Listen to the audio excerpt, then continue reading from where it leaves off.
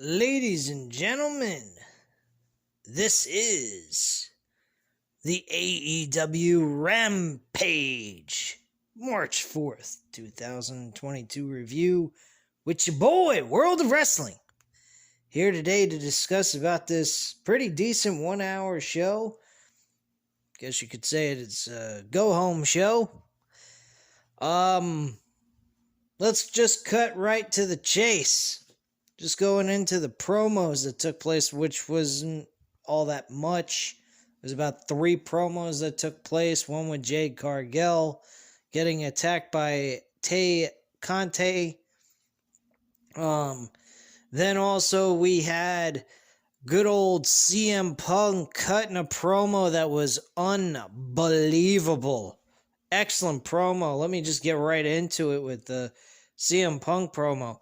They showed footage after the event with Dynamite ended with him backstage. And he was being treated by the AEW doctor, seeing that the cut wasn't all that severe, making sure that it was, if he needed stitches or not. And with blood still all over his face and blood all over his shirt. I mean, he looked like he was just killed or something. I mean, it looked like somebody did an examination on him, something like that. Or he ended up killing somebody himself, I guess you could say. Anyway, getting to the point here. CM Punk thanked MJF for what he did. He has no more sympathy for him. He doesn't care about anything.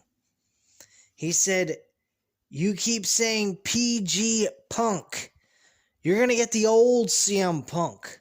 And I know who the old CM Punk was from the indies. The old CM Punk was not the same CM Punk we were used to on mainstream television in WWE, folks. This was this CM Punk from the indies is a ruthless, mean son of a bitch. Basically, all it is CM Punk's wrestling ability combined with Mick Foley's insanity. That's all it is.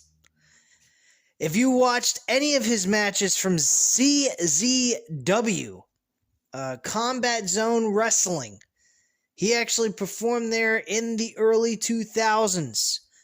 This guy had matches with a couple of guys in a main event show for World Championship opportunities multiple times, and he bled buckets. He knows what it's like to wrestle in ECW type of environment.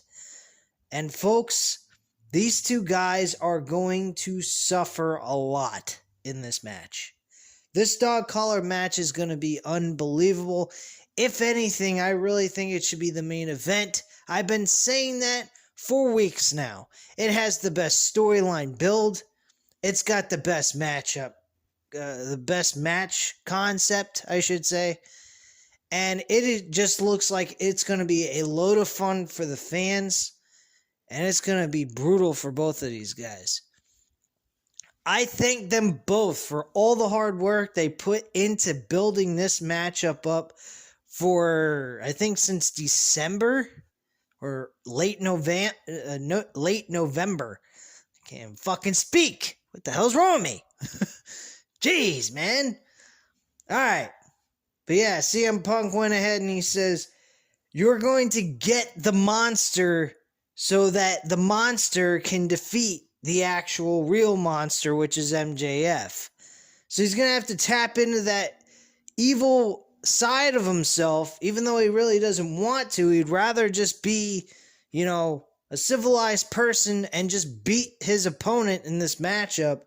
But because the way MJF has really turned him into 1 minute an angry man, then softens him up and then tricks him into a trap to ultimately hurt him severely bad. Now CM Punk doesn't want to just hurt him. He wants to practically kill him. So that's what this match has led to. And I think this has been a great build leading into Revolution. I wish they could have avoided the whole matchup on Dynamite between these two guys. But hey, you know what? I'm fine with that. It's all right. A lot of people are thinking that CM Punk should win based on the situation that's taken place. Under normal circumstances, I would say yes. But the situation is this match is something that will help MJF move on to the World Championship at Double or Nothing. He has to win this match. Despite the fact CM Punk deserves, based on the storyline, to get even with what MJF has done to him, it's MJF has got to get the victory. He's got to get the victory by cheating. That's all there's going to be at the end of the day. I think the way they're going to win, he's going to win this match is he's going to win this match the way he was hanging CM Punk out to dry on Dynamite this past Wednesday. So really what I think he's going to do is he's going to start hanging him from the rope with the dog collar around his neck, and the referee's going to have to call for the bell because he's going to pass out to sleep. And that's what I think is going to happen. Just my prediction. I don't know what you guys think what might be the ending. If you'd like to leave a comment down below and let me know what it might be, let me know. But I don't think CM Punk should win this match, even though CM Punk has every right to win this match based on the situations that led to this this pay-per-view matchup between these two guys.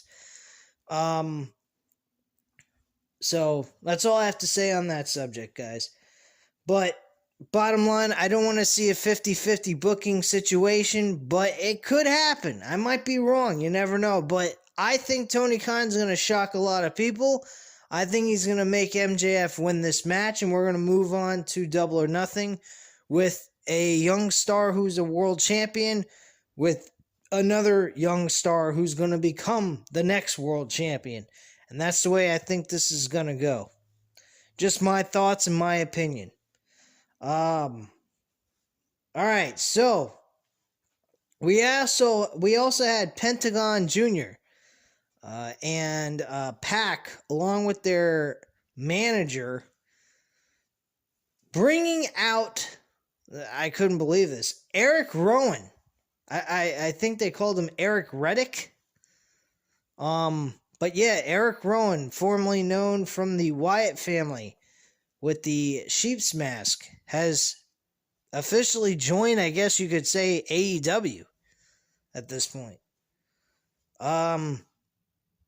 Is it really a necessary need to have him on the show? No, I really don't think it's necessary. I don't think, truthfully, some of the signings they had was necessary at all. But hey, that's just my opinion. I think he will fit perfectly fine if they do have Ring of Honor as a developmental system, or at least a promotion to put some of the guys on Ring of Honor's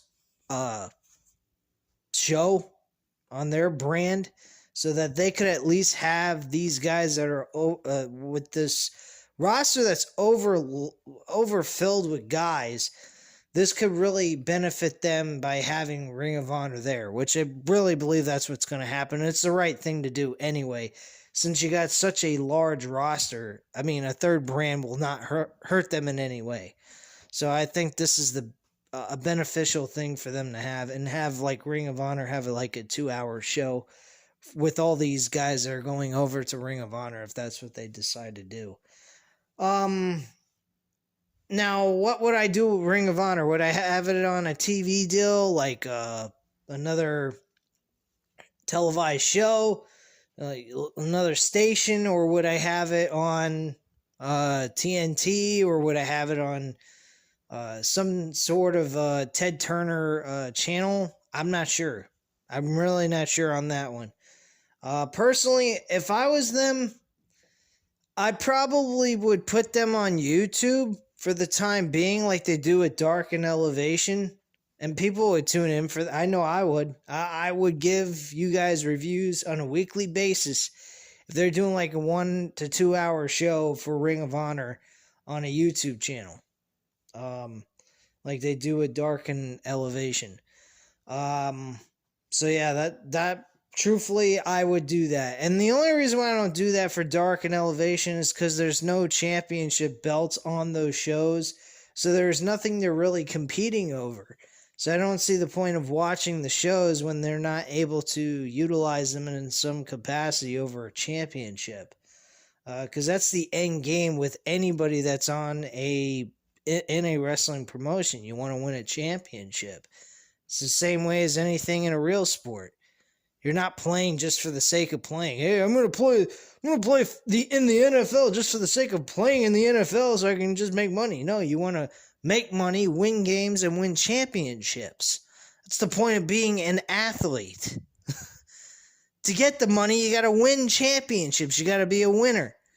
If you're not winning anything or not winning any championships, you're not really exactly accomplishing what you were set out to do. Now, not everyone in real sports can accomplish that, but they at least make the team a contender, and that's another important thing. Going back to wrestling, you need to have championships if you're going to have an individual show. If you don't have a championship on an individual show, there's no point in the show existing to begin with. That's why Ring of Honor is very beneficial, especially the guys that are utilized on Dark a lot. So they could put them on Ring of Honor, have Ring of Honor championships, utilize those belts, and have those guys compete over those belts. That makes the show more entertaining. So personally, I think if they decide to make Ring of Honor a legit thing on like YouTube whatnot, on their YouTube channel, it's more, beneficial for a YouTuber like myself to do reviews on that, which will slowly but surely eliminate WWE programming off of this fucking channel, except for their pay-per-views, because I ain't got the fucking time to continuously cover WWE programming. Bottom line, guys, going to the Raw review, I know I told you guys I was going to do a Raw review on Thursday night.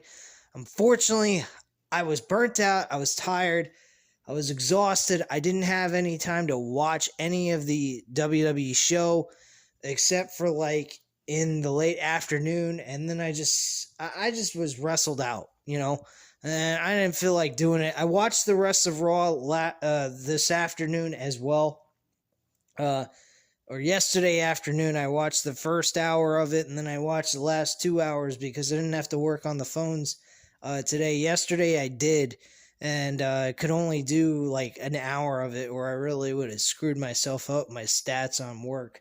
But today I didn't have to work on the phones, just had to work on documentations for patients and shit like that, so I didn't concern myself too much with it, so it was easy to follow, keep up with my stats and everything, what my job entails me to do. I'm working on accounts. So I was able to watch the rest of the show, and personally, just to give you a recap of the show, it wasn't that big of a deal. Edge turned heel for whatever fucked up reason. I have no idea. That made no sense to me at all, to be perfectly honest with you. AJ Styles is now a face. Before he was a heel. They're like flip-flopping character gimmicks and all this shit. It's nuts. It really is. It's stupid. SmackDown, I finished the first hour. I'm on the portion of where Roman Reigns came in after they attacked, believe it was Shinsuke Nakamura and Rick Boogs. So I'll be able to resume where I left off, and I'll give you guys a SmackDown review on Saturday. So I promise you I will be able to accomplish that. But Raw, totally different story, man. Too long of a show. 3 hours is a pay-per-view show. I don't need to sit through 3 hours of regular television on a weekly basis and have to kill myself. If I happen to do it, great. I did watch Raw, so I'm caught up on what's going on at least. I'm just not going to waste my time doing it if I don't get around to doing it. It's not a top priority. SmackDown, on the other hand, is, because both champions are on SmackDown. They're hyping up the main event on SmackDown. Raw's not getting any kind of airtime between these two guys on that show. So my attitude is, what the fuck is the point of making that a priority when the main event isn't being hyped up on Raw as well? So Who cares? Anyway, enough blabbering about fucking WWE programming. This is AEW. I keep these shows separate, AEW and SmackDown, or AEW Rampage and SmackDown, so that we can just talk purely about AEW, but once in a while I kind of go off the rails, so I apologize about that. Getting back to the show now. The very first match on the card was actually the triple threat match for the TNT Championship, which, by the way, guys, I've already mentioned this, and I'm going to mention it again. This triple threat TNT Championship match should have been on the main card of Revolution. I don't know why they're doing a 6-man tag team tornado match, but whatever, man. I mean, it is what it is. But at least we got it for free. We don't have to pay to watch it. It was a great match. These three guys beat the shit out of each other. Darby Allin, Andrade El Idolo, and good old Sammy Guevara defending his TNT Championship in great fashion.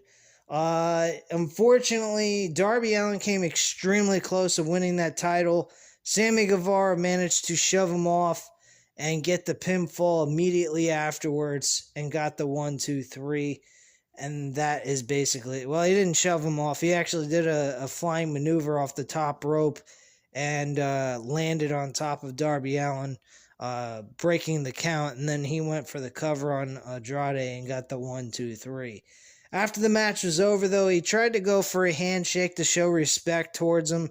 But Darby Allin's so frustrated and upset that he really was mad. He really thought he had the 1-2-3, the victory at this point. And unfortunately, it was not in his favor, and he was upset. So he walked away upset, and he didn't shake his hand and show him the respect that Sammy Guevara deserved. So that was the ending of that match.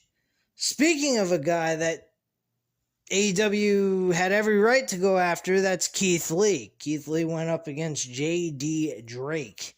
I believe J.D. Drake was part of the Evolve wrestling promotion that WWE purchased, which, by the way, I found out that WWE was interested in Ring of Honor when they were spreading the word around that they were interested in selling the company. Just a few weeks before AEW decided to give them a nice offer, they took it. So WWE missed out on a good opportunity. But the funny thing is, Triple H, I remember this, Triple H brought attention to Vince McMahon to purchase Ring of Honor at the time. I think this was even before AEW came about, which is very, very funny. I mean, what Triple H was doing in NXT was like Ring of Honor. They were doing a lot of things very similar to Ring of Honor, and they were doing it at a higher scale. The sad part about all this is, I mean, Ring of Honor, if they would have just evolved into a bigger promotion, got a really good TV deal, they could have been what NXT was when NXT was at their highest peak. I mean, this new NXT is, what the fuck? I mean, come on, man. This new NXT makes me want to puke. I don't know if anybody's noticed, but they have blue ring ropes now. They look like fucking SmackDown. Like, what are they trying to be? The SmackDown? The shitbag show? Give me a break, man. Anywho, let's move on. So, Keith Lee and J.D. Drake. This match ended with Keith Lee doing something that was very impressive. I mean, J.D. Drake is not a light guy. Not a jobber either. I mean, in Evolve, he actually was a champion of some kind. I believe he was the internet world champion or something like that. It's basically like their secondary world championship. And Austin Theory faced him in a unification match for the Evolve Championship and the belt he was carrying at the time. I think this was back in 2019 or 2018, somewhere around there. And Austin Theory won both titles in that unification match. But yeah, JD Drake's been known in the indies to not be a jobber. He's more along the lines from a mid-card, possibly main event type quality wrestler. I mean, here he was kind of a jobber. I mean, let's be honest. I mean, you compare JD Drake to Keith Lee, I mean, there's really no comparison between the two. Keith Lee is far superior than JD Drake. So, yeah, Keith Lee picked up the victory very easily. I mean, it was kind of close, but, I mean, JD had some offense thrown in, no pun intended towards JD from New York. But, yeah, JD Drake, he did have some offense in. He looked a little bit evenly matched in some cases, but at the end of all this, he ended up losing the match. Keith Lee also kicked out of a maneuver. I think it was a moonsault from the top rope. And he kicked out at 1. He didn't even kick out at 2. He kicked out at 1 count. And that shocked everybody, including, what's his face? Ricky Starks and Will Hobbs. They were very shocked by this. And, so he goes ahead and he gets the 1, 2, 3 after he hits his finisher, Keith Lee. And that's pretty much that. Afterwards, Ricky Starks and Will Hobbs are acting like they're going to go attack Keith Lee. They're very hesitant because of what they just witnessed in this match, which was pretty much impressive overall. And they were very hesitant at doing anything at this point. And then all of a sudden, Orange Cassidy comes out. And they're kind of like blocked off, had nowhere else to go. Believe there was an attack that took place both on Will Hobbs and Ricky Starks. Kind of forgot that portion of it, and I don't have my computer up and running so that I have the actual notes of what took place. I don't really take notes when I watch the show. I do this basically all off of memory, which, by the way, guys, as you can tell in my voice, I'm extremely fried. I've been working overtime, man. Between random wrestling talk, trying to watch Monday Night Raw as much as I can, and at least once in a blue moon try to give you guys a review.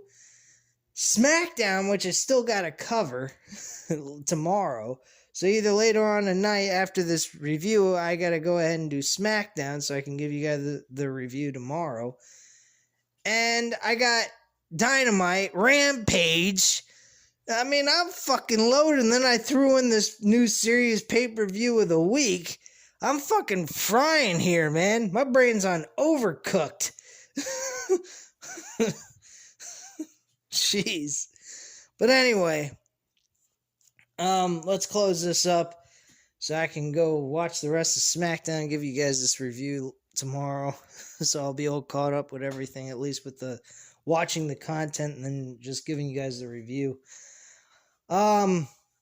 So after that, we had Serena Deeb facing enhancement talent. I wasn't really paying attention to the name. She beat her in less than a minute. I mean, what the fuck? She beat her in less than a minute. She didn't even finish her off with the submission hold she usually does, which is a half Boston Crab with a slight modification towards it, to it, with her putting her opponent's arm in an awkward position as well. I've noticed she's done that with that half Boston Crab that she does every single time. This time she did a standing guillotine hold with her opponent, and her opponent tapped out, and the referee had to call for the bell. So that's what took place there. And then the main event was actually Christian Cage versus Ethan Page.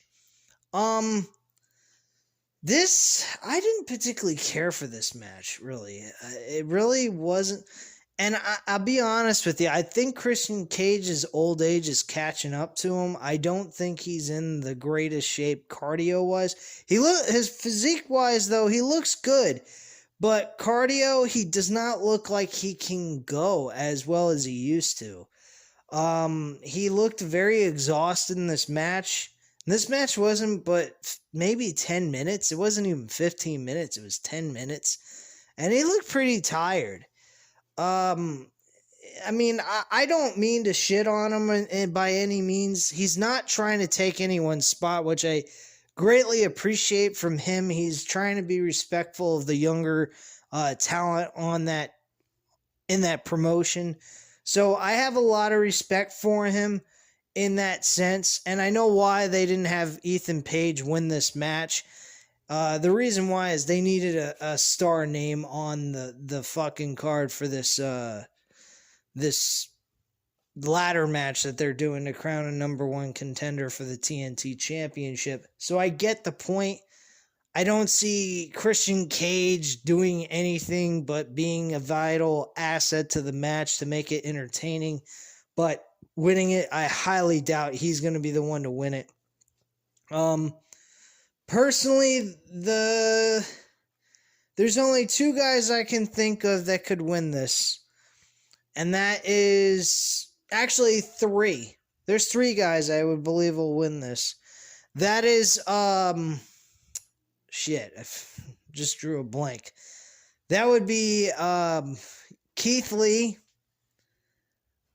Wardlow, or Ricky Starks. Those are the three guys I would select. My number one pick, oh, that is so fucking hard. But I think I'm going to go with Ricky Starks. I really do. I think Ricky Starks would be a great pick to go with. I think people would be really surprised by that choice. And on top of it, a Sammy Guevara-Ricky Starks match would just be mind-boggling to watch. I think people would be having metaphorical orgasms. I guess that's a bad choice of words, but you get my drift here. I mean, people will go ape stick over this. It'd make that triple threat match look like a fucking joke, even though that triple threat match for the TNT Championship tonight was entertaining as hell. But I think these two would put on an excellent match together, and them main eventing a Dynamite episode for a TNT Championship, I'd be cool with. I think they could put on a great show. I think they'll have great chemistry working together based on their wrestling styles. So that's my first pick. Probably storyline-wise, if you wanted to go storyline-wise, it would be Wardlow. Wardlow would be the best pick for that if you're going in that direction with the TNT Championship. And I think that's probably the better choice to go with. If you go with Ricky Starks, you're going to get a great match with Sammy Guevara. But Wardlow's a different beast in his own right because of the fact of the storyline he's got with MJF going on. So I think that would probably be the best pick to go with. So I'm going to change my pick on this. I think Ricky Starks would be number 2. Wardlow's number 1. And Keith Lee's like a dark horse that could possibly win this whole thing to begin with. So that's just my decision making here, my thought process behind it, but that's how I feel. Scorpio Sky, as we already know, it's been announced tonight. That was a small segment they had. Scorpio Sky is getting a shot for the TNT Championship first, no matter who wins the number 1 contendership in that ladder match. So Scorpio Sky gets a shot at the TNT Championship. Of course, he's going to lose. And then we just have Wardlow win his ladder match and becomes a TNT champion against Sammy Guevara. We got a good storyline between MJF and Wardlow over maybe the TNT Championship, or maybe both of them become champions. And they kind of start building from there on that whole situation there. But that is pretty much it, guys. That is your entire review I gave you guys a little bit of predictions on Revolution and my thoughts on it. So anyway, at this time, guys, you know what to do. Hit the like button if you like this video. Hit the subscribe button if you're not already subscribed to the channel, of course. And as always, leave a comment down below. I'll definitely get back to you on that. And I thank you guys very much for watching. I'll speak to you again tomorrow for SmackDown. Hopefully the show is a little bit more decent. First hour is bearable, but like usual, WWE having their own creative problems all the time. Anyway, guys, I'll speak to you again tomorrow, and thanks again for watching. Bye.